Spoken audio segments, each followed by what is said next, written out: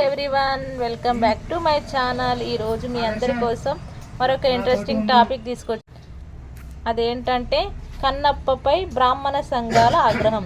స్పందించిన మంచు విష్ణు. కన్నప్ప సినిమాలోని కొన్ని పాత్రలు పేర్లపై వివాదం, తమ మనోభావాలు దెబ్బతిన్నాయని ఓ వర్గం ఆందోళన.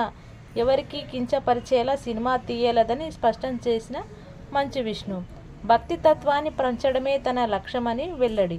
సినిమా విడుదలయ్యే వరకు ఓపిక పట్టాలని విష్ణు విజ్ఞప్తి. జూన్ 27న ప్రపంచవ్యాప్తంగా కన్నప్ప విడుదల. తాను ప్రధాన పాత్రలో నటిస్తున్న కన్నప్ప చిత్రం ఎవరి మనోభావాలను కించపరిచే ఉద్దేశంతో రూపొందించలేదని నటుడు మంచు విష్ణు స్పష్టం చేశారు.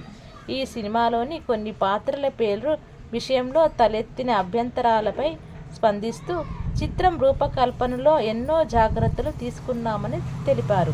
ముఖేష్ కుమార్ సింగ్ దర్శకత్వం వహిస్తున్న ఈ చిత్రం జూన్ 27న ప్రపంచవ్యాప్తంగా విడుదల కానుంది.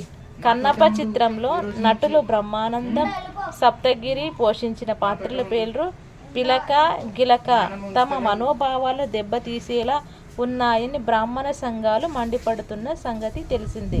ఈ నేపథ్యంలో ఆ పేర్లను సినిమా నుంచి తొలగించకపోతే సినిమా విడుదలను అడ్డుకుంటామని కూడా బ్రాహ్మణ సంఘాల నేతలు హెచ్చరిస్తున్నారు.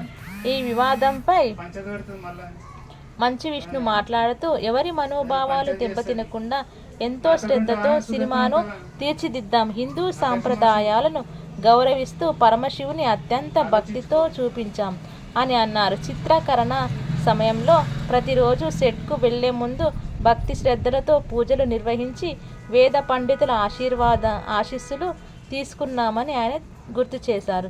స్క్రిప్ట్ దశలోనే వేదాధ్యయనం చేసిన పండితులు, పలువురు ఆధ్యాత్మికవేత్తల నుంచి విలువైన సూచనలు, సలహాలు స్వీకరించాం అని విష్ణు వివరించారు.